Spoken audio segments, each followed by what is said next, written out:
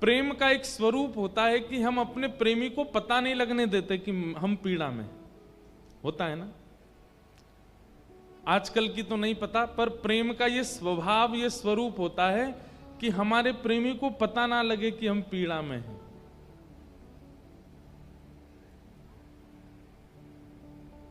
जैसे मां कई बार भोजन नहीं करती, लेकिन विदेश में बैठा बालक पुत्र बात करता है, कहता है मां आपने भोजन किया, तो उसको ये रहता है कि कहीं इसको चिंता ना हो जाए, तो वो बोल देती हाँ मैंने कर लिया। प्रेम का ये स्वरूप होता है कि अपने प्रेमी के सन्मुख अपनी पीड़ा बताई नहीं जाती, छुपाई जाती। अपना श्रम, अपनी पीड़ाएं प्रकट नहीं की जाती, वही असली प्रेम माना जाता है। जो प्रेमी अपने प्रियतम के सामने, अपने प्रेमी के आगे रोता ही रहता हो, मुझे ये कष्ट है, मैं ये पीड़ा में हूं, और पत्नी रोवे पति से, तुम्हारी माता जी ऐसी, तुम्हारी बहन ऐसी, तुम्हारे घर वाले ऐसे, और रोती ही रहे, ये पत्नी का स्वरूप नहीं। पत्नी का स्वरूप कैसा कि पति अगर बाहर गया, घर में कुछ बात हुई भी छोटी सी, पति को पता भी नहीं चला, अपने आप तक ही सब कुछ एडजस्ट करके और कर दिया निर्वन। ये मैं कोई घर की भैया पंचायत नहीं हूं, मुझे पंच मत मान लीजिएगा, मैं तो ठाकुर जी के संबंध में बोल रहा हूं, लेकिन उदाहरण के रूप में एक संसारी बात कह रहा हूं। आप बताइए, घर में रहने वाली या तो पत्नी हो या पति घर में रहता हो, अब कई पति भी बड़े विचित्र होते हैं, वो जब जब अपनी ससुराल जाते हैं, लौट के आते हैं तो फिर पत्नी को सब बताते, तुम्हारा भाई ऐसे बोल रहा था मुझसे, तुम्हारे पिताजी ने चाय दी, ठंडी चाय पिला दी मुझको, मां ने समोसे बनाए और दूसरे साधु साहब उनको तो गर्म खिला दिए, मुझे ठंडे खिलाए। अगर ऐसी छोटी छोटी शिकायतों को रखने वाला पति या पत्नी है, मतलब प्रेमी है, उसके प्रेम में कहीं ना कहीं अहमत्व की दुर्गंध आती है। प्रेमी श्रेष्ठ कौन माना जाता? छोटी छोटी बातों को अपने प्रियतम को पता भी ना चलने दे और अपने आप में ही उसको व्यवस्थित कर दे। उदाहरण संसार का दिया गया, लेकिन लागू ठाकुर जी के सन्मुख करना है। कई बार हम पीड़ा में होते हैं, कई बार हम संकट में होते हैं, लेकिन श्री राधा रमण जी के सन्मुख जब गए, ऐसी स्थिति आ चुकी है कि अभी खाने को भी ज्यादा व्यवस्था नहीं है, लेकिन जब श्री राधा रमण जी के सामने गए, जब श्री बिहारी जी के सामने गए, तो ऐसे बनकर के गए, ठाकुर जी बड़ी कृपा है आपकी हम पे, खूब माला माल हैं, कोई दिक्कत नहीं है, सब आनंद में हैं, और ठाकुर जी के सामने जाके नृत्य कर रहे हैं। ठाकुर जी को तो सब पता है, तुम जानत सब अंतर्यामी, लेकिन आप जब प्रसन्न चित्त से उनके सामने जाते हैं तो ठाकुर जी मन में विचार करते हैं, यह तो पीड़ा में, लेकिन मुझे पीड़ा ना हो इसलिए प्रसन्न होकर के नृत्य कर रहा है। आप किसी भक्त को ले लीजिए, मीराबाई, क्या जीवन में कष्ट नहीं था उनके? इतना कष्ट था कि कई बार ना चाहते हुए भी अश्रु निकलते थे मीराबाई के, लेकिन जब अपने गिरधर गोपाल के सामने जाती थी तो अपने भाग्य की सराहना करती थी। अरे गोपाल जी, मेरे कितने बड़े भाग्य हैं, त्रिलोकीनाथ को मैं स्पर्श करती हूं, श्रृंगार करती हूं, उठाती हूं, सुलाती हूं, खिलाती हूं।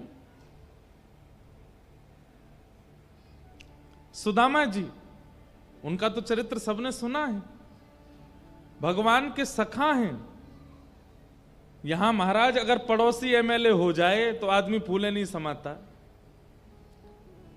अपनी गाड़ी पे पीछे लिखवा देते हैं MLA बड़े अक्षरों में, नीचे छोटे अक्षरों में लगे उनके पड़ोसी। वो दूर से गाड़ी जब चलाते हैं उसको MLA दिखाई दे जाए, उनके पड़ोसी नहीं। मतलब हम लोग कैसे स्वार्थी जीव हैं कि एक बड़ा व्यक्ति अगर हमारे संपर्क में है तो हम पूरी दुनिया को बताना चाहते हैं कि उससे हमारा संबंध है।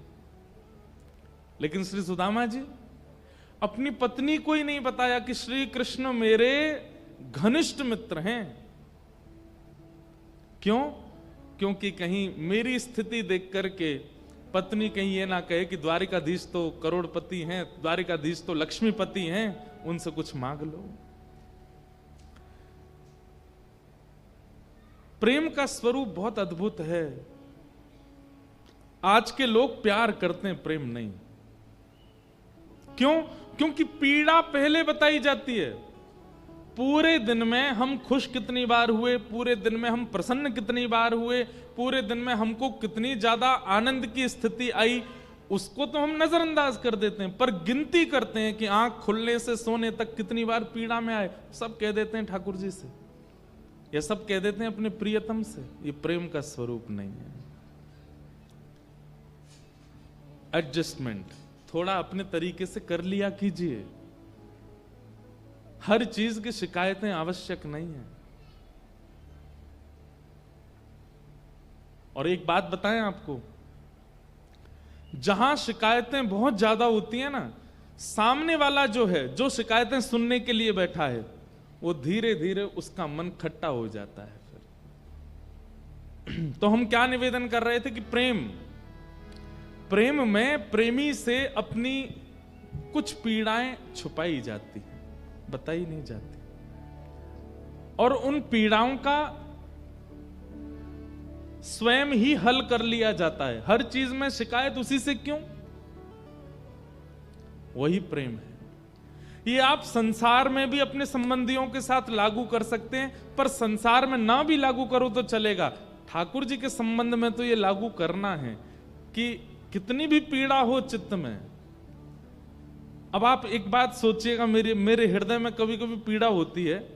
हनुमान जी महाराज के मंदिर में चले जाओ, महादेव के मंदिर में चले जाओ, देवी माताओं के मंदिर में चले जाओ, लाख आदमी दर्शन कर रहा है। उन लाख आदमियों में 90,000 आदमी तो केवल अपनी पीड़ा ही बताने आया है।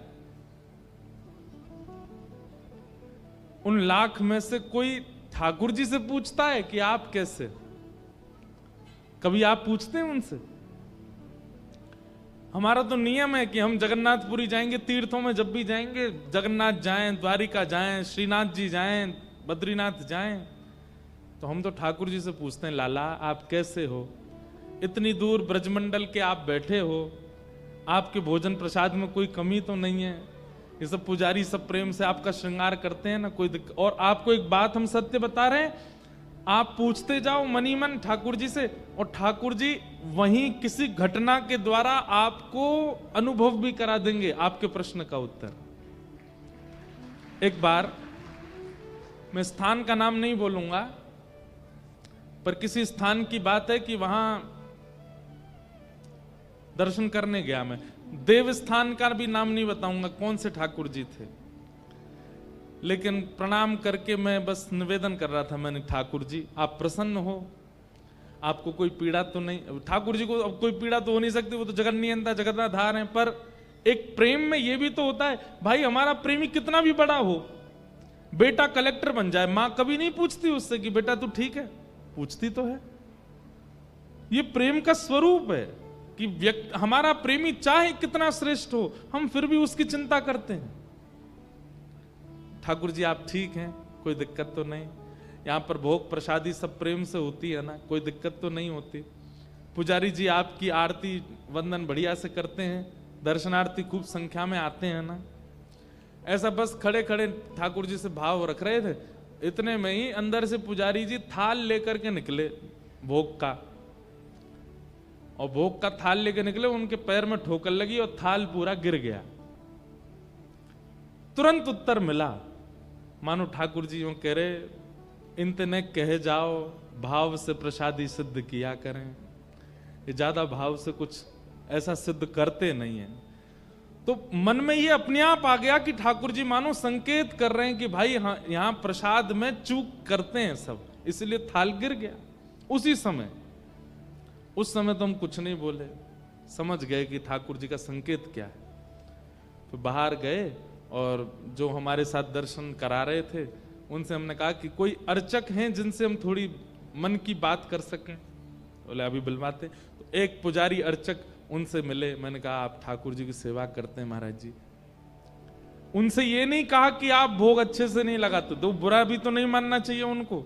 हमने उनसे कहा, मैंने कि महाराज जी जब भोग प्रसादी सिद्ध करते हैं ना, तो जो भी भोग प्रसादी सिद्ध करते हैं उनसे बस निवेदन कीजिएगा कि भोग प्रसाद सिद्ध करते समय मन में ऐसा भाव रखे कि वो प्रियतमा है, वो पत्नी है और अपने पति के लिए प्रसाद बना रही है, या फिर वो एक मां है और अपने पुत्र के लिए प्रसाद बना रही है। प्रसाद मैं कहता हूं वो भले ही ये रोज सोच के बनावे, मैं रमेश हूं, मैं महेश हूं, जो भी उसका नाम है, एक बार ये सोच लिया करे कि मेरे लाला हैं, मैं उनकी मैया हूं, मैं उनके लिए प्रसाद बना रही हूं। एक बार ये विचार कर लें, फिर भले ही सोच ले मैं रमेश हूं, एक बार का वो विचार जो थोड़ी थोड़ी चूक हो रही है ना, उनको होने नहीं देगा। आप प्रसाद सिद्ध करवाओ ठाकुर जी का। अब करें ना करें, अब हो सकता है कर भी दें, ये उनकी बात, लेकिन ठाकुर जी से हमने जब पूछा, ठाकुर जी ने संकेत किया, संकेत के माध्यम से बताया। सब लोग इधर देखो, इधर देखो, इधर देखो। व्यास कौन है? हम हैं। कौन है? हम हैं। 2 दिन और देख लो, परसों से चाहे कहीं देखना, पूरी दुनिया आपकी है। अभी 2 दिन और हमको देख लो। तो सब केवल ठाकुर जी को बताने जाते हैं कि वो कैसे हैं। कोई पूछने क्यों नहीं जाता कि आप कैसे हो नाथ? प्रेम में शिकायतें नहीं होती, प्रेम में तो शिकायतें खत्म होती हैं। जहां शिकायतें बहुत होती हों, आप पूरे दिन शिकायत ही करते रहते हो, अंदर की बात बता रहे हैं, तो जो शिकायत सुनने वाला है ना, दूसरा प्रेमी, एक दिन अच्छा लगेगा, चलो ठीक है इसकी शिकायतें हैं, ठीक कर देते हैं, दूसरे दिन सुनेगा, ठीक कर देते हैं। अब वो रोज ही शिकायत सुनता रहेगा तो उसके चित्त में आपके प्रति प्रेम घट जाएगा, वो भयभीत होगा आपके समीप आने में। क्यों? क्योंकि आपके पास केवल शिकायतें हैं कहने को, और कुछ नहीं है। ठीक वैसे ही जो केवल ठाकुर जी के सन्मुख शिकायत ही लेके जाते हैं, ठाकुर जी घबराते होंगे, अरे राम सुनाम से बैठ गए हो गाड़ी में, आ रहा हो वृंदावन, लिस्ट लेके आ रहा होगा पूरी 1-1.5 महीना की। फिर ठाकुर जी कैसा संकेत करते हैं, बाहर भीड़ इतनी कर देंगे, नेक और देर लगे इसको आने में मेरे पास, 2-4 लोग इसको बंदर को भेज, जा इसका चश्मा चुरा ले, या को पर्स लेके भग जा, नेका तो कहीं और लगे इसका दिमाग। तभी ठाकुर जी को, अरे राम राम राम राम, ये तो मैंने क्या कर दिया, बंदर ते चश्मा चुरवा के एक शिकायत और बढ़वा दी, ये भी करेगो। ठाकुर जी से शिकायत नहीं, प्रेम में कोई शिकायत नहीं होती। प्रेम में तो कह दें तो कई लोगों को अटपटा लग सकता है, सहा जाता है। हाँ, उस सहने की स्थिति भी अपने अंदर है, वो कोई इतनी भयानक वाली स्थिति चल रही है वहां तो सहना भी नहीं है, पर छोटी छोटी बातें तो सही जाती हैं, बोली नहीं जाती।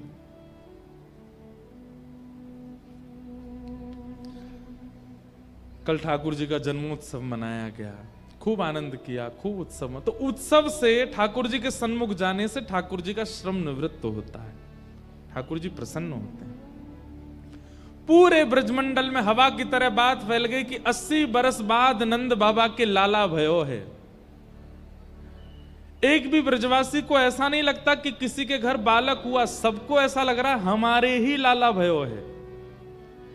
और ये बात तो आपको माननी पड़ेगी, आज तक ये नियम चला आ रहा है, जन्माष्टमी के दिन पूरे विश्व भर के हिंदुओं को इतनी प्रसन्नता होती है जैसे उनके घर में ही लाला भय हों। सब अपने घर के लड्डू गोपाल को, सब अपने घर के ठाकुर जी को ऐसा सजाएंगे, ऐसी सुंदर सुंदर उनके लिए सामग्री पधराएंगे, कोई माखन मिश्री का भोग लगाएगा, अपने घर को सजाएगा। जब लाला तो वो यशोदा जी के, आप क्यों उत्सव मना रहे हो? पर ये आपकी स्थिति आज की है, 5000 साल बाद की। 5000 साल पहले जब ठाकुर जी जन्मे थे, तब सोचो ब्रजवासियों की क्या स्थिति हुई होगी। श्रीमद् भागवत में वर्णन है कि समस्त ब्रजवासियों की ऐसी स्थिति, सब अपने घर के बाहर बंधन बार बना रहे हैं, सब अपने घर के बाहर चौक पर आ रहे हैं, सब अपने घरों पर ब्राह्मणों को निमंत्रण दे रहे हैं, हे भगवान हमारे घर आइए, आकर के प्रसाद पाइए।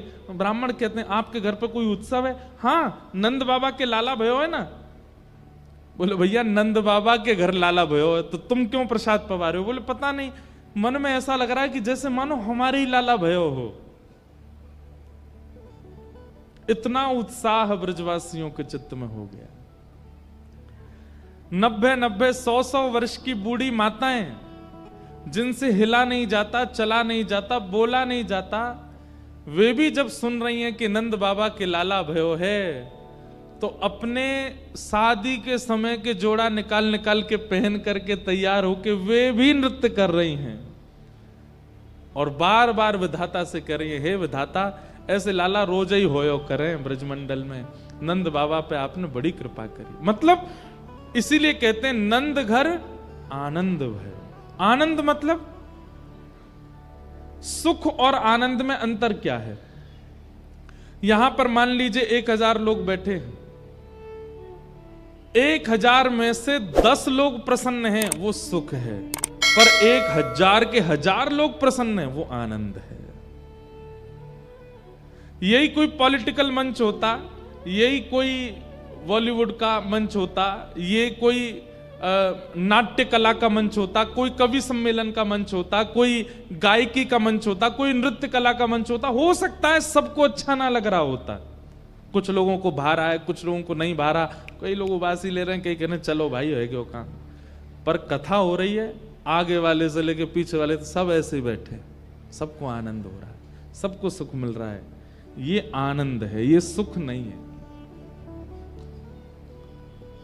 और anand is equal to Shri Krishna. इस समय जो आप अनुभव कर रहे हो, इस समय जो आपको स्पर्श हो रहा है, इस समय जो आपकी स्थिरता है, स्तब्धता है, इस समय जो आपकी एकजुटता है, यही श्री कृष्ण है जो आपको स्थिर कर दे।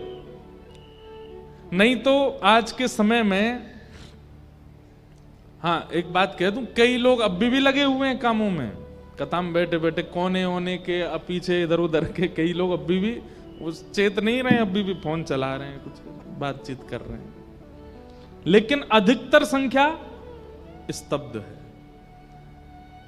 और स्तब्ध भी कैसे हैं? एक आसन में बैठे हैं और एक आसन में बैठ करके भी सबके मुखमंडल पर एक प्रसन्नता है, सबको एक शांति का अनुभव हो रहा है। ये जो अनुभव आपको हो रहा है, यही श्री कृष्ण है। भागवत जी में वर्णन है, श्री कृष्ण जब सन्मुख आते हैं तो क्या होता है?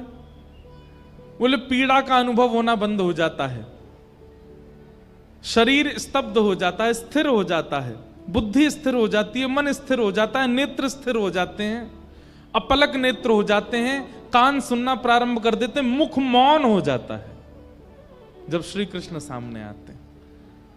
और जब से कथा प्रारंभ हुई वो स्थिति यहां श्रोताओं में है, इसीलिए ये आनंद है, और आनंद ही श्री कृष्ण है। सब ब्रजवासियों के चित्त में वो उत्सव मन रहा है। भैया कई ब्रजवासी तो इतनो नाच रहे हैं, इतनो नाच रहे हैं, कोई ने जाके बोली अरे भैया ने एक सांस ले ले, तू पसीना पसीना है गयो।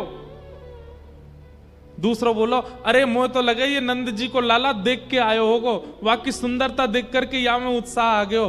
तो वो कहवे अरे भैया सांची पूछे, मैंने अभी तक लाला देखो ही ना है। बोले फिर इतना उत्साह कैसे? बोले पता नहीं कि कहां से ऊर्जा आ रही है, कहां से इतना आनंद है रहो, पता ना ऐसा मन कर रहा हो बस मैं सोऊं नहीं, खाऊं नहीं, नृत्य ही करता रहूं।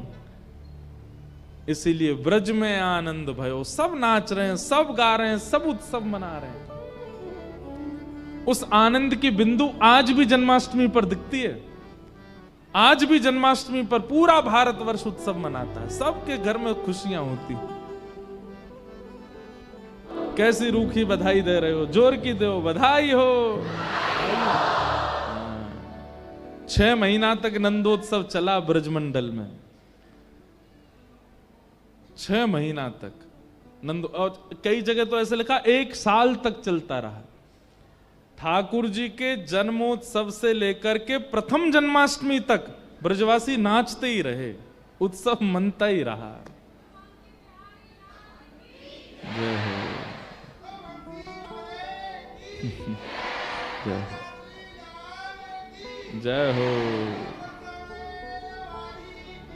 जय हो श्री राम। अब देखो कई जगह ऐसी कथा है कि श्री किशोरी जी ठाकुर जी से 1 साल बड़ी है। पर हमारे ब्रज में देखो, अब ये विवाद का विषय नहीं है कि कौन सी बात सत्य कौन, जो है ठीक है। अब सब जो हमारे रसिक जन कह रहे हैं श्री जी आ गई ना, ठाकुर जी आ गए ना हृदय में, अब काय को ये बात की होड़ लगानो कौन बड़े। हाँ, हम ब्रजवासी यही कहेंगे हमारी श्री जी बड़ी हैं, हमारी लाडली जू बड़ी हैं। पर कई जगह ऐसे उत्सवों में गीत गाए जाते हैं बरसाने में, जिनमें ऐसे भाव आते हैं कि श्री जी ठाकुर जी के बाद भाई। अब उसमें रसिक जन कहते हैं कि श्री जी बाद में ही आई हैं। कई रसिक जनों का ऐसा मानना है कि ये बधाइयां जो गाई जा रही हैं, उन बधाइयों में ऐसा भाव है कि नंदरानी यशोदा आई और नंदरानी लाला को गोद में लेके नाच रही हैं। तो इससे ये बात प्रमाणित होती है कि ठाकुर जी पहले जन्म हुए। तो फिर कई रसिकों का ऐसा भाव है कि नहीं, श्री जी की प्रथम राधाष्टमी है, 1 साल की हो गई श्री जी, तब लाल जी आए हैं साथ में, नहीं तो श्री जी तो बड़ी हैं ठाकुर जी से, ऐसा भाव लोगों का है। अब जो भी हो मैं क्या, लेकिन एक बहुत सुंदर भाव बताते हैं कि जब श्री जी प्रकट भई तो बरसाने में नौबत बज रही है, सब नाच रहे हैं, गा रहे हैं, आनंद कर रहे हैं, वृषभानु जी खूब लुटा रहे हैं। तभी गोकुल में खबर पहुंची कि भैया नंद बाबा के सखा श्री वृषभानु जी के यहां लाली भई है। नंद बाबा बोले भैया हम सबरे चलेंगे, खूब सारी सामग्री लेके हमारे यहां लाला भयो। तब सब सखी आई, सब गोपी आई बरसाने थे, हम भी चलेंगे।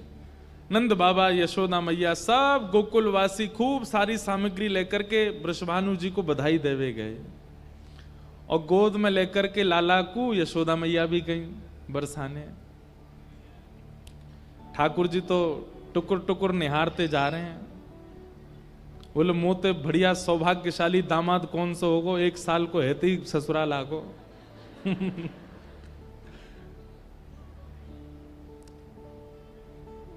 सब लोग दुनिया भर के रत्न, ऐसा होता है ना कि बालक पहली बार जब गोद में लेते हैं तो बुआ फूफा सब जो भी आते हैं घर पर उसको कुछ देते हैं, उसके रूप को देख करके। कई घर में बालक इतना सुंदर होता है कि उस पर कई माताएं बड़ी बूढ़ी इतनी प्रसन्न हो जाती हैं, अपने महंगे महंगे हार होते हैं ना, खुशी होकर के निकाल के पहना देती हैं उसको, इतनी प्रसन्न होती है। तो श्री जी के रूप की कैसी महिमा कि सब लेकर के जो गए वो तो दे ही रहे हैं, बाकी अपने अपने आभूषण उतार उतार करके श्री जी को प्रदान कर रहे हैं। इतना सुंदर स्वरूप श्री जी का।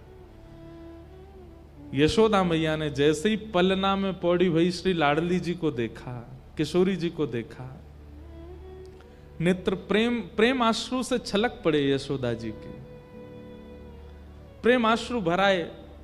गोद में लाला है, लाला भी टुकुर टुकुर देख रहे, मैं वो देख लूं, मैं कैसी लग रही श्री जी।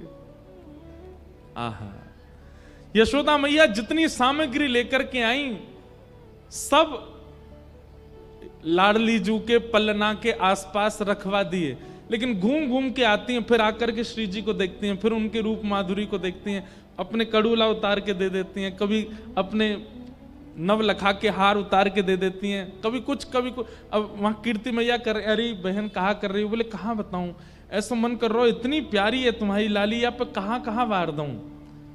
सब गहने उतार उतार करके यशोदा मैया ने चढ़ा दिए। जब वापस जावे को समय आयो, नंद बाबा बोले चलें, अब गोकुल चलें, अब खूब उत्सव है गयो, चलो अब। लेकिन यशोदा मैया जी को चित्त ऐसा है गयो कि लाडली जी को देखे बगैर रह नहीं पा रहे, घूम घूम के आमे नेक और देख लूं या फिर जाऊंगी, नेक और देख लूं। मन में अभी ऐसी अपूर्णता लग रही है, अभी कछु दियो ही ना मैंने। अंत में जब नंद बाबा कहने लगे चलो, यशोदा मैया बोली कहां दे दूं। तभी दृष्टि पड़ी अपनी गोद में बैठे हुए नीलमणि पे। ठाकुर जी टुकुर टुकुर निहार रहे हैं, मंद मंद मुस्का रहे हैं, मानो यशोदा मैया तो कह रहे हो मैया मोइये दे दे, मुंह तो बढ़िया मणि ना है तो पे कोई। मैं यही मारे नीलो नीलो मणि बन के आया हूं कि तू श्री जी को प्रदान कर दे। और जैसे किसी की नजर उतारते हैं तो कोई वस्तु वारते हैं उस पर। ये दृश्य देख करके समस्त बरसाने के लोगों के नेत्रन में अश्रु आ गए। यशोदा मैया ने अपने प्राण प्यारे श्री लाल जी को गोद में लियो और श्री जी पर 8 बार बार करके उनकी नजर उतार करके श्री लाल जी को ही पधरा दिए। ठाकुर जी पधरा दिए, सबके नेत्र सजल हो गए या प्रेम को देख करके।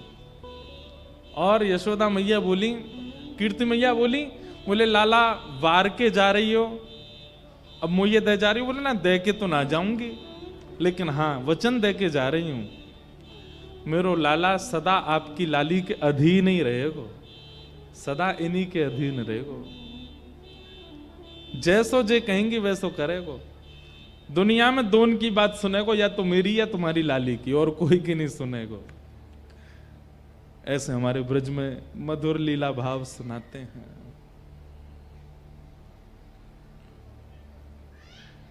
ये कथा भागवत में नहीं है, ऐसे ब्रज में भाव सुनाते हैं। ठाकुर जी जन्मे 1 वर्ष के अंतराल तक उत्सव मनता ही रहा। अच्छा, उत्सव किसे कहते हैं बंधु बताओ? जहां पर व्यक्ति अपने डेली रूटीन्स जो होते हैं ना, इतने बजे सोना, इतने बजे खाना, इतना पीना, इतना करना, पहनना, सोचना, सवरना, ये सब जहां पर अव्यवस्थित हो जाता हो उसको उत्सव कहते हैं। व्यवस्था में कभी उत्सव नहीं होता। कोई व्यक्ति व्यवस्थित होकर के अगर उत्सव करना चाहता है तो भैया वो ना ही करे तो ही अच्छा। उत्सव तो वो उसे कहते हैं जहां पर आप अपने देह की सारी व्यवस्थाएं छोड़ दो, वो उत्सव है। सो जाते हैं 10 बजे लेकिन रात भर निकल गई, सो ही नहीं पाए, वो उत्सव है।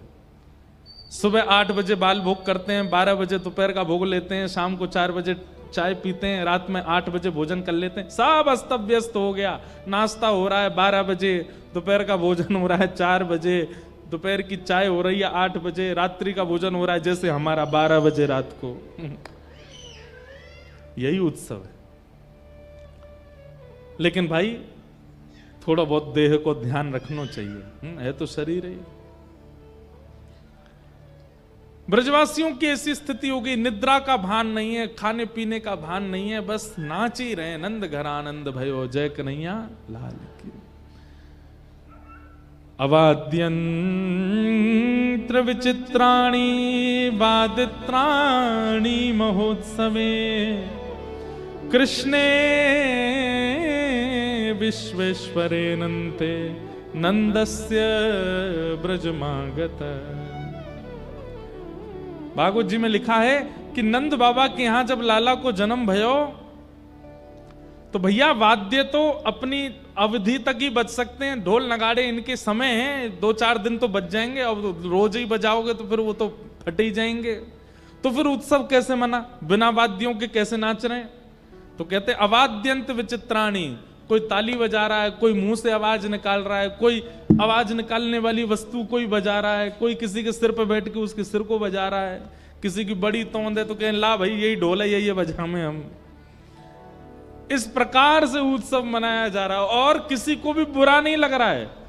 कोई अगर किसी की पीठ पर तबला ढोलक बजा रहा है, किसी के कंधा पे चढ़ गया है, कोई विचित्र विचित्र आवाज निकाल रहा है, तो किसी को कोई पीड़ा नहीं, सब आनंद में है, बस उत्सव मनता रहे। इस प्रकार पूरे ब्रजमंडल में उत्सव मना। तभी कंस के द्वारा भेजी गई एक राक्षसी 6वें दिन आ गई, जिसका नाम है पूतना। पूतना का मतलब क्या है? जो पवित्र नहीं है उसको पूतना कहते हैं। पूत माने पवित्र और ना। हर व्यक्ति के जब भक्ति मार्ग में वो प्रवेश करता है, सबसे पहला असुर उसके भक्ति मार्ग में जो आएगा वो आएगा पूतना, अपवित्रता। आप साधन करते हैं, नाम जप करते हैं, गुरु मंत्र का जप करते हैं, अपने ठाकुर जी की सेवा करते हैं और पवित्रता का ध्यान नहीं रखते हैं, तो इसका मतलब है आपने पूतना को प्रवेश दे रखा है। पवित्रता। अच्छा, कई लोग बाह्य पवित्रता तो बहुत रखते हैं, पर मन में अपवित्रता रहती है, वो भी पूतना है। सबसे पहला आक्रमण पूतना का होता है और उससे आपको नष्ट करना है, नहीं तो आपके भक्ति साधन में वो विक्षेप डालती ही रहेगी। पूतना के बहुत सारे रूप हैं, बहुत ध्यान से सुनिएगा। जिस प्रकार ये केवल एक लीला है, उस लीला के साथ साथ हम सब लोगों को अपने जीवन में भक्ति मार्ग में संकेत भी है, इसलिए बहुत ध्यान से सुनिएगा। हमारे भक्ति मार्ग में सबसे पहला असुर आएगा पूतना, अपवित्रता। जैसे नाम जप कर रहे हैं और नेत्र बंद करके नाम जप करते करते कुछ ऐसा चिंतन में आया जो पवित्र नहीं है, समझो पूतना आ गई। कथा सुन रहे हैं, लेकिन कथा सुनते सुनते बैठे बैठे ही, वैसे तो होता नहीं है ऐसा, लेकिन कई लोगों के संग हो जाता है कि विचार में कुछ दूषितता आ गई। ये मेरा शत्रु है, ये यहां कैसे आ गया, ये तो मुझे बिल्कुल पसंद नहीं, ये यहां क्यों आ गया, ये कथा क्यों सुन रहा है, ये कथा क्यों करा रहा है, ये कथा में क्यों बैठा है। इस प्रकार की विचारधारा किसी के प्रति आना, ये भी कथा में बैठ करके पूतना। वृंदावन गए और वहां के ब्रजवासियों ने आपसे कुछ तेज आवाज में बात करी और आपके मन में उनके प्रति द्वेष भावना आ गई। रहते वृंदावन में लेकिन बिल्कुल सबूर नहीं है, ऐसे बोलते हैं, ये करते हैं, वो करते हैं, पूतना। विचारों में, मन में, व्यवहार में अपवित्रता का आना, यही पूतना है। आप संसारी व्यक्ति हो तो आपकी अपवित्रता आना स्वाभाविक बात है, लेकिन आप भक्ति के पथिक हो, उसके बाद आपके चित्त में अपवित्रता आना, यह अच्छा नहीं।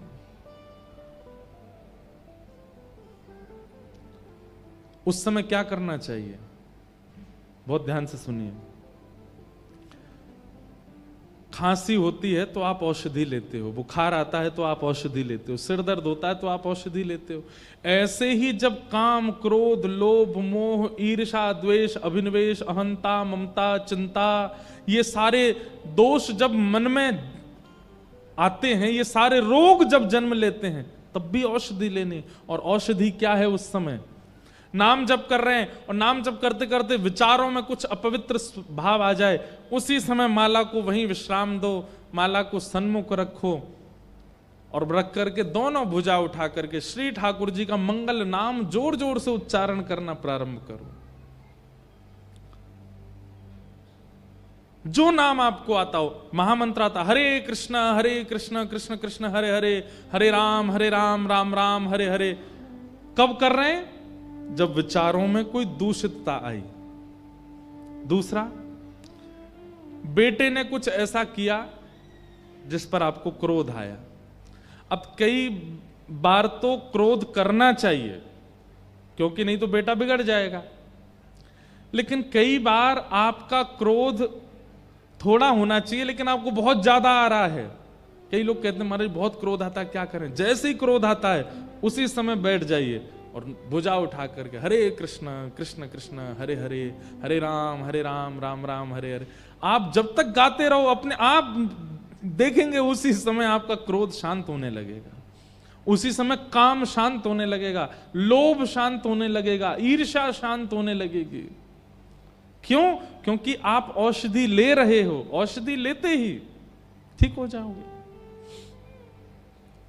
हमसे कोई पूछता है कि नाम जप कब करना चाहिए, कोई कहते हैं ब्रह्म मुहूर्त में करो, कोई कहते हैं रात्रि सोने से पहले करो, कोई कहते हैं दोपहर में करो, कोई कहते, हम कहते हैं जब दोष चित्त में आवे तभी नाम जप में बैठ जाओ। जब दोष प्रकट होता हो नाम जप करो। पूतना, तो पूतना का पहला स्वरूप क्या है? अपवित्रता। पूतना का दूसरा रूप है अविद्या। कभी कभी बिहारी जी के प्रति भी आपके चित्त में शक हो सकता है, संशय हो सकता है। कभी कभी कथाओं के प्रति भी संशय हो सकता है, कभी कभी महापुरुषों के प्रति भी संशय हो सकता है। ये महाराज जी, इनको हम रोज सुनते हैं, लेकिन हमको ऐसा क्यों लग रहा है कि ये भी संसारी हैं? इस प्रकार के संशय ये कब आते हैं? पूतना जब आती है। अपने गुरु के प्रति संशय हो जाना। जिन गुरु ने 4 वर्ष पहले हमको दीक्षा प्रदान की, उनका नाम जप हम कर रहे हैं, तिलक रोज लगाते हैं, लेकिन आज नाम जप करते करते कोई ऐसी चीज आपने देख ली भूल करके, आपके मन में संशय आ गया, ये गुरु जी के प्रति संशय, पूतना, अविद्या। अविद्या का स्वरूप क्या है? अत्यंत विश्वसनीय के प्रति भी अविश्वास को प्रकट करा देती है अविद्या। ये पूतना है। पूतना का तीसरा स्वरूप, बहुत ध्यान से सुनिएगा, ठाकुर जी की कथा से ज्यादा, ठाकुर जी के भजन से ज्यादा, कीर्तन से ज्यादा, ठाकुर जी से ज्यादा अन्य चीजों में रुचि बढ़ना, यह भी पूतना कराती है। जैसे सुनाम में कथा हो रही है यहां पर, और पास में ही थोड़ी दूरी पर कुछ स्वांग हो रहा है, कुछ ऐसा हो रहा है, मान लो कोई बहुत बड़ा सिंगर आया है और उसका समय भी है 9 बजे से गाने आया है। आप कहोगे यार महाराज जी तो 7 दिन के लिए आए, वो तो 2 ही घंटे के लिए आया है। कोई बात नहीं, महाराज जी कथा तो 7 दिन है, सुन लेंगे, 2 घंटा वहां चलते हैं। ये कौन कराता है? पूतना। भगवत भाव का भार चित्त में कम होने लग जाए, संसार के विषयों के प्रति भार ज्यादा होने लग जाए, पूतना। ये सब पूतना है। पूतना से सावधान रहिएगा। पूतना आई ब्रजमंडल में, इतनी सुंदर बन के आई थी कि सब उसके रूप को देखने लगे। कोई उसके रूप माधुरी को देख रहा है, कोई उसकी चाल को देख रहा है, कोई उसके बालों को देख रहा है। इतनी सुंदर बन के आई, सबको अपनी ओर उसने मोहित कर लिया। नंद भवन में प्रवेश करी तो यशोदा मैया भी मोहित हो गई। यशोदा मैया तो यहां तक सोचने लगी, अरे विधाता, तेने मेरो लाला बड़े देर ते भेजो, कछु साल पहले भेज दियो हो तो यही ते ब्याह कराती अपने लाला को। ए विधाता, अब तेने ये उम्र को फिर तो बहुत लंबो कर दियो जी, तो बहुत बढ़िया जाते अपने लाला ते ब्याह ना कर सकूं, लेकिन ये विधाता एक काम कर दियो। बोल कहा, या कि एक लाली हो, वाते अपने लाला को ब्याह करूंगी। इतनी सुंदर। ठाकुर जी अभी 6 दिन के हैं और मन ही मन ठाकुर जी कह रहे हैं, रुक जा मैया, अभी दिखाऊं सासू मां को मुंह दिखाऊं तो है। जाए तू मेरो सास बनावे की सोच रही है, अभी रुक जाए, को पर्दाफाश करूं अभी तेरे आगे। कहने का अभिप्राय, पूतना क्या करती है? अपने वास्तविक रूप को ढक लेती है और सबके सामने ऐसा प्रकट करने लग जाती है कि वो बड़ी सरल है, बड़ी सहज है, बड़ी सुंदर है, बहुत नियमित। ये लोगों का स्वभाव है। बहुत ध्यान से सुनिएगा। कई लोग हैं मन से बड़े क्रूर होते हैं, अंदर से बड़े राक्षस प्रवृत्ति के होते हैं, पर दिखाएंगे कैसे? हम तो ऐसे हैं, चाय नहीं पीते हम, कॉफी नहीं पीते हम, तो वैसे हैं। जब चले जाते हैं तो पीला वाला रस पीते हैं। कई लोग पूतना होते हैं, वो जब समाज में आते हैं तो ऐसा दिखाते हैं उनसे बढ़िया संसार में कोई नहीं है, और लोगों को लगने भी लगता है कि भाई जीवन हो तो ऐसा, व्यक्ति हो तो ऐसा, लेकिन जब एकांत में वो पहुंचते हैं तो महाक्रूर है उनका स्वरूप। ये पूतना है। पूतना ने सबको अपनी ओर आकृष्ट कर लिया।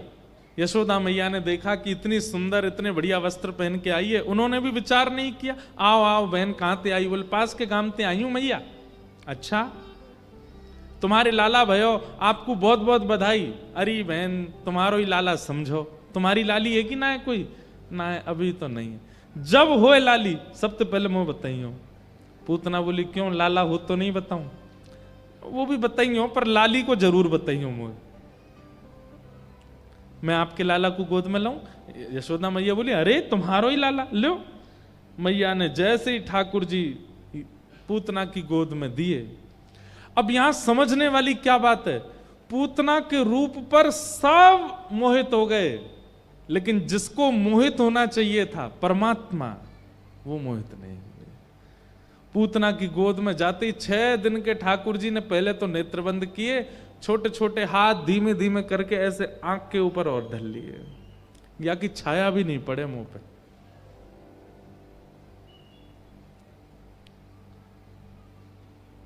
ये सबसे बड़ा दुर्भाग्य है पूतना का कि परमात्मा के इतने समीप जाकर के भी उनके नेत्रों की अधिकारी नहीं बन पाई।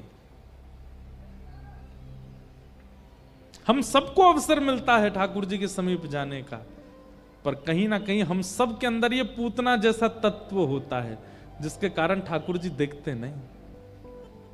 मैं कहा करता हूं कथा में, 1 लाख लोग बिहारी जी का दर्शन कर रहे हैं, ये बड़ी बात नहीं है। 1 लाख में से बिहारी जी किसको देख रहे हैं, ये बड़ी बात है। 1 लाख संख्या में बिहारी जी की दृष्टि किस पे पड़ रही है, ये बड़ी बात है। अब एक और बात कह दें, अन्यथा मत लीजिएगा। हजारों लोग कथा में आ रहे हैं, पर हजारों में से कथा सुन कितने रहे हैं, ये बड़ी बात है। पीछे तक भर रहे हैं सब, लेकिन हम सत्य बोल रहे हैं, सब नहीं सुन रहे हैं, कुछ ही सुन रहे हैं, बाकी सब तो बैठे हैं।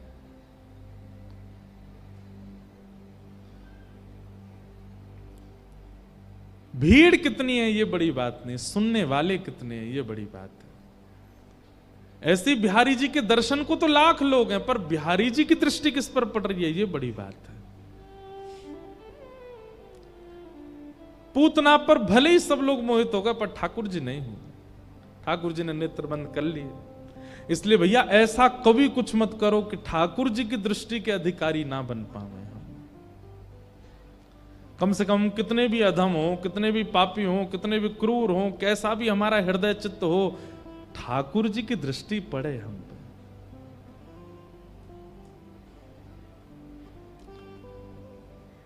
एक नजर कृपा की कर दो लाडले श्री राम, माना के मैं पतित बहुत हूँ, माना के मैं पतित बहुत हूँ, माना के मैं पतित बहुत हूँ, माना के मैं पतित पर यहाँ पतित पावन तेरो नाम, लाडली श्री राधे।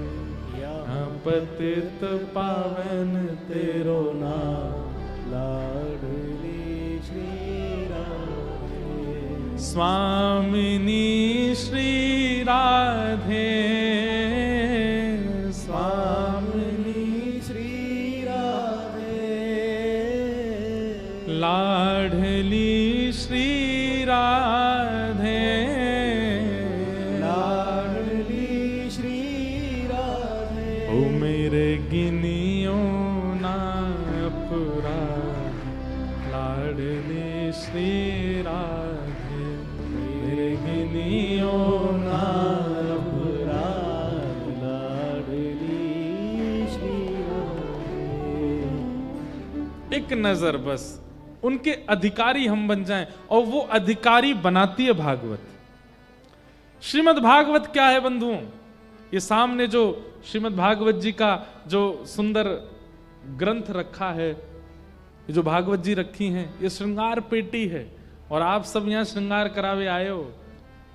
जैसे श्रृंगार करा करके प्रियतम को प्रिय लगते हैं, ऐसे भागवत सुनने के बाद जो इस श्रृंगार को ग्रहण कर लेता है वो श्याम सुंदर का प्रिय बनता है, उनकी दृष्टि के अधिकारी बनते हैं कथा सुन करके। पूतना को यह अधिकार नहीं मिला।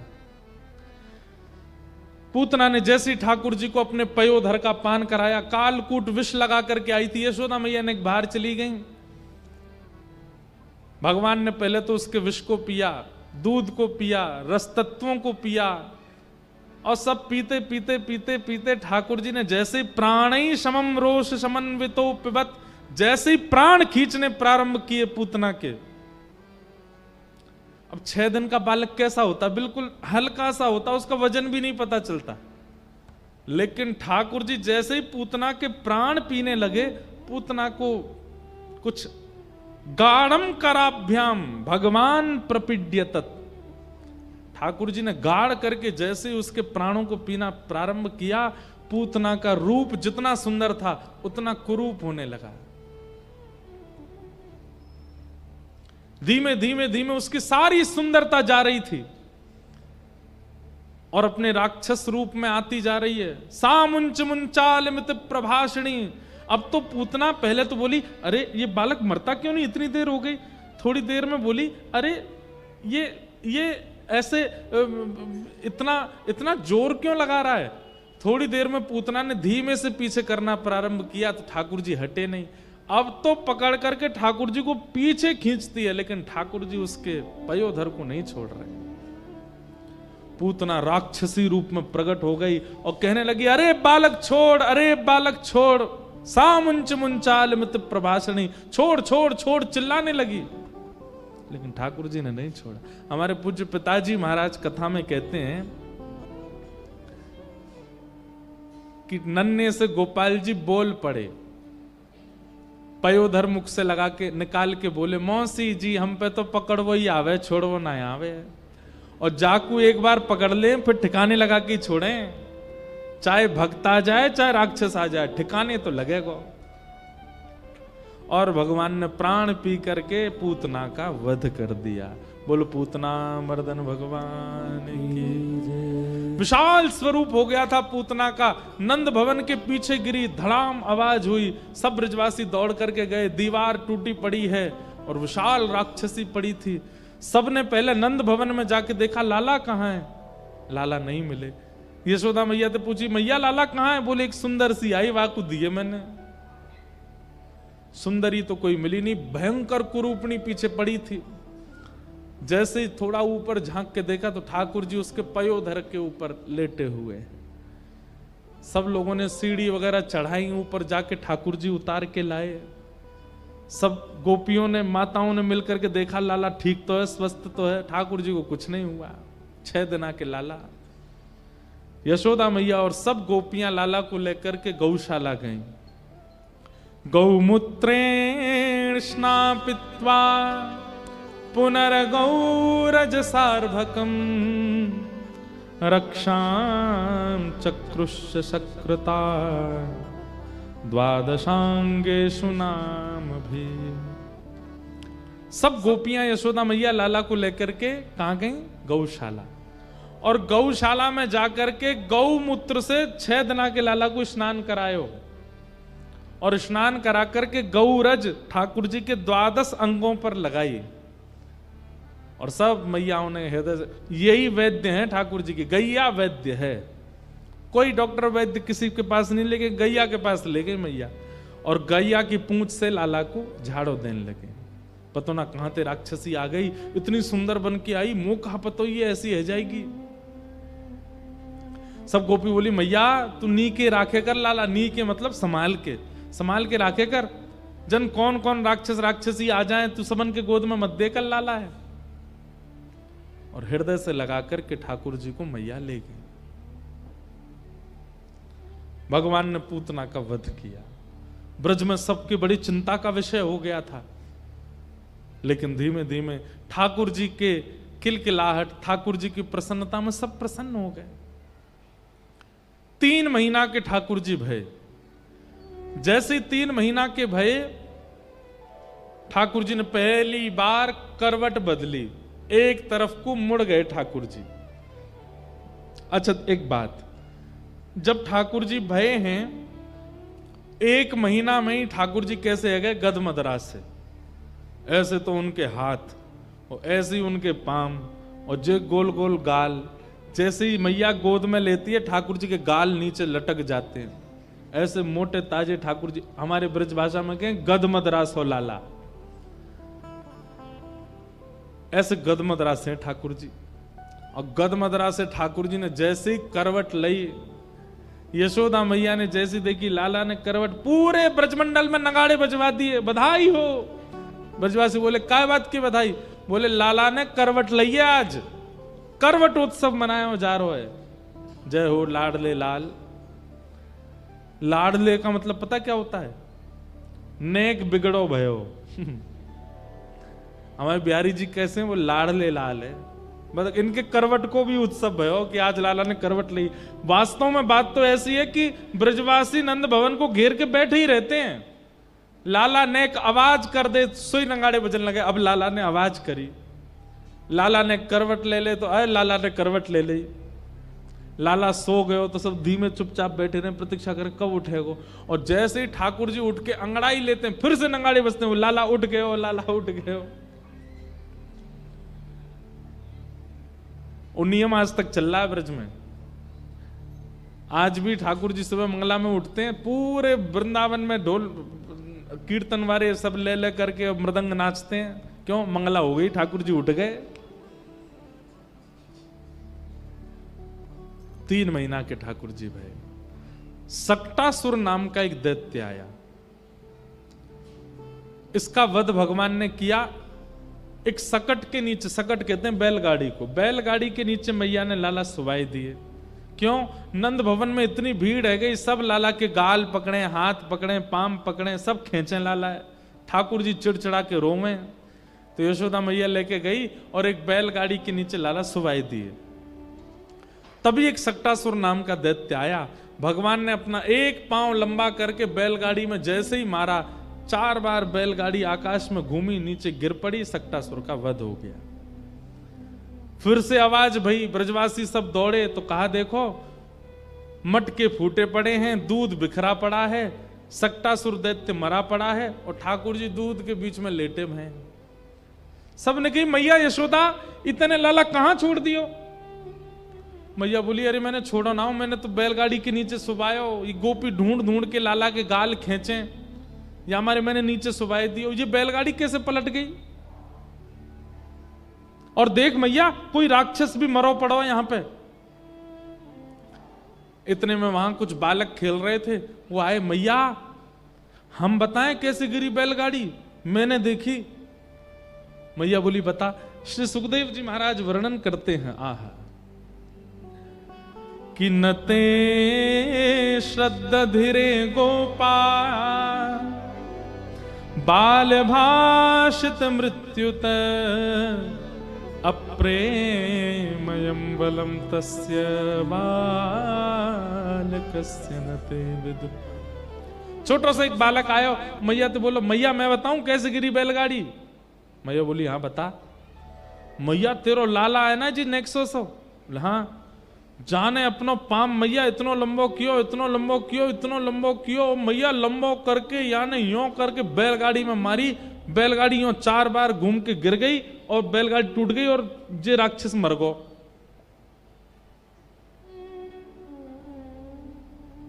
मैया बोली इधर आ।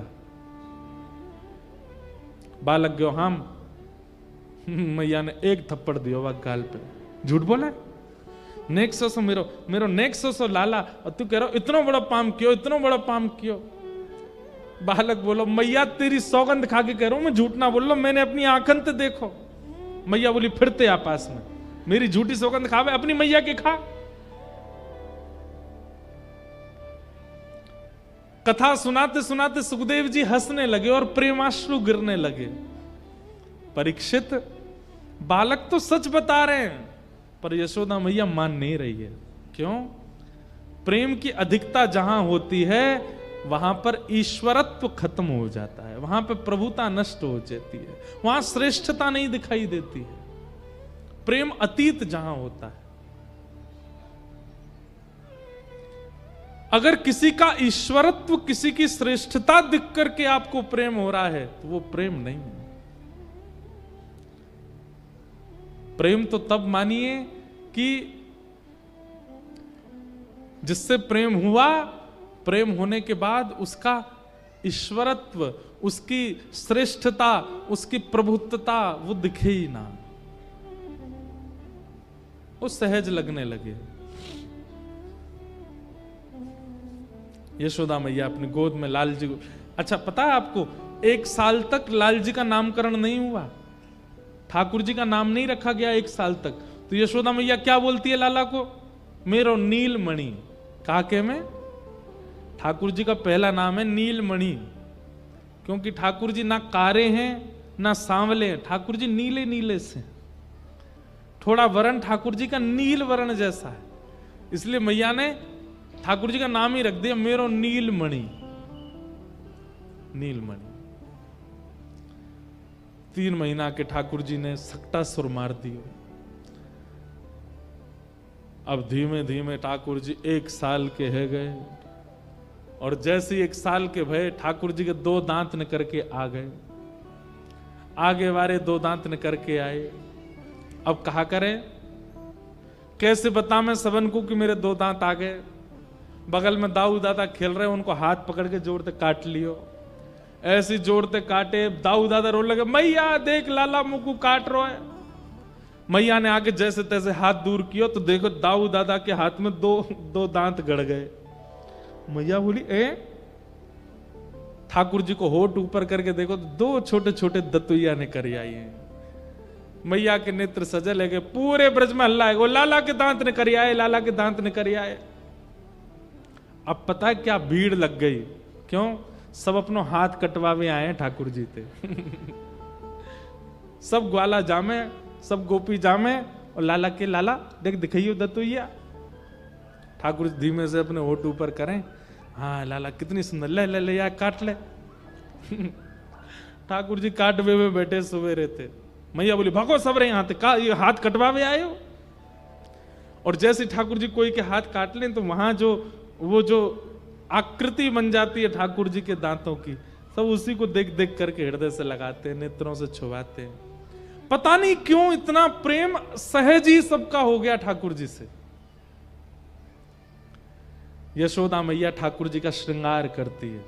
अब बड़े हो गए लाल जी, खूब सारी मिश्री अलग अलग आकृति की मैया बनवाती है। हमारी आपकी जैसी मिश्री नहीं, मिश्री में ही गैया बनी है, मिश्री में ही घोड़ा बने हैं, मिश्री में ही गेंद बनी है, मिश्री में ही कुछ खिलौने बने, वो सारी मिश्रियां मैया पास में रखती है। और वो मिश्री का डिब्बा केवल तब खुलता है जब लाल जी का श्रृंगार होता है। तो ठाकुर जी उन मिश्री को उठाते हैं और प्रेम से अपने मुंह में लेके बैठे रहते। इतनी देर में मैया श्रृंगार करती है, ये नियम है। ठाकुर जी का जितने लोग श्रृंगार करते हैं, जितने भी यहां बैठे हैं, श्रृंगार के समय एक सामग्री पावे की ठाकुर जी के पास रखो। अब ये तो भावना वाली बात है, हम सिखा तो रहे हैं आपको, लेकिन आप करो तो बात है। क्योंकि छोटे से गोपाल जी हैं, छोटे बालक का स्वभाव है कि वो एक जगह बैठ करके श्रृंगार कराता नहीं है, कभी यहां गिरेगा, कभी वहां गिरेगा, कभी वहां भागे। Thakur ji pant T shirt तो पहनते नहीं है कि नीचे तो डाल दी ऊपर तो डाल दी है वो तैयार चल दे। ठाकुर जी तो मुकुट पहनते हैं, लड़ पहनते हैं, उस पर सुंदर कुंडल पहनते हैं, लटकन पहनते हैं, बाजूबंद पहनते हैं, कड़ूला पहनते हैं, ऐसा श्रृंगार करते हैं। आज के बालकों को कर दो तो छोड़ छाड़ के भाग जाएं। स्थिरता बहुत जरूरी है उस श्रृंगार में, तो इसलिए कहीं व्यस्त रहे लाला, इसलिए मैया ऐसी मिश्री रखती है सामने। ठाकुर जी उसमें लगे रहते हैं, कभी कोई मिश्री उठावे कभी कोई, और इतनी देर में मैया ठाकुर जी को जूड़ा बनावे, सुंदर मोती से सिर में बांधे, फिर एक पाग पहनावे, पाग में छोटे छोटे मोर पिच्छ लगावे, वापस सुंदर चंदन लगा दे, ठाकुर जी के पत्रावली बनावे, कानन में कुंडल पहनावे, कौंधनी पहनावे, गले में हार पहनावे, आंखन में काजर लगावे, इत्र ठाकुर जी को लगावे, यहाँ बाजूबंद कड़ूला पावन में पाजेब पहनावे। अच्छा एक बात, ठाकुर जी पाजेब क्यों पहनते हैं, कभी सोचा? ये तो लाला है, लाली पहने पाजेब। यशोदा मैया के एक ही लाला है ना, तो यशोदा मैया लाला को भी श्रृंगार कर दे, लाली को भी श्रृंगार कर दे, नथ बेजर भी पहना दे लाला है। इसलिए ठाकुर जी को नथ भी पहनाई जाती है, कुंडल भी पहनाए जाते हैं, कौंदनी भी पहनाई जाती, पाजेब भी पहनाई जाती हैं, क्योंकि यशोदा मैया लाली लाला दोनों के भाव से श्रृंगार करे। और संपूर्ण श्रृंगार करके फिर यशोदा मैया आरती लेके आवे। लाल जी मिश्री पा रहे हैं और मैया वहीं सामने बैठ के आरती कर दे, बलैया लेवे, राई नौन करे, और सब करवे के बाद फिर लाला फिरते गोद में बैठावे, फिर क्या करे, आंखन के काजल जोड़ते मीड़ दे।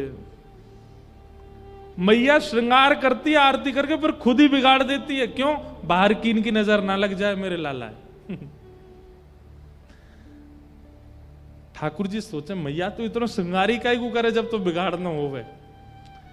ठाकुर जी जब नंद भवन से बाहर निकल के आते, जगन्नाथ भगवान जैसो तो काजल फैलो रे, सबरे वस्त्र उधरे हो में, सिर को मुकुट टेढ़ो मेढ़ो से होवे।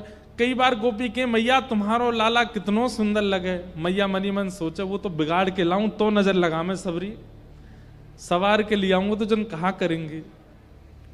ऐसे यशोदा मैया लाल जी को सजाती है।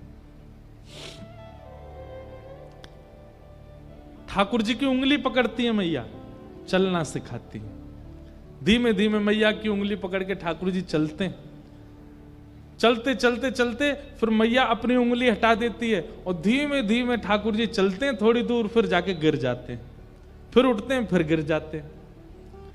ऐसे ठाकुर जी को मैया चलना सिखाती है, बोलना सिखाती है। ठाकुर जी को मैया गोद में ले, लाला बोल मैया।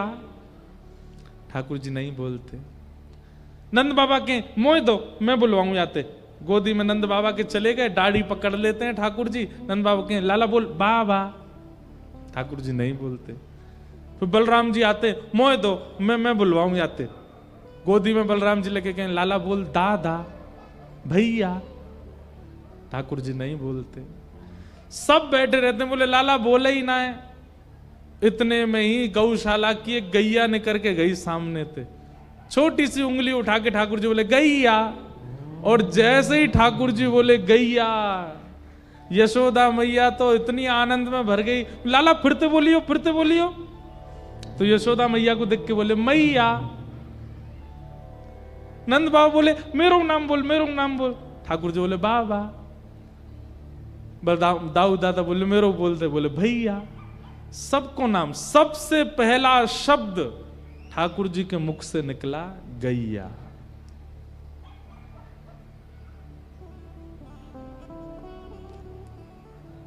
आहा, धीमे धीमे ठाकुर जी बोलना सीख रहे हैं, चलना सीख रहे हैं। अब तो महाराज यशोदा मैया ताल बजाती है, ठाकुर जी ठुमक ठुमक के नाचते हैं।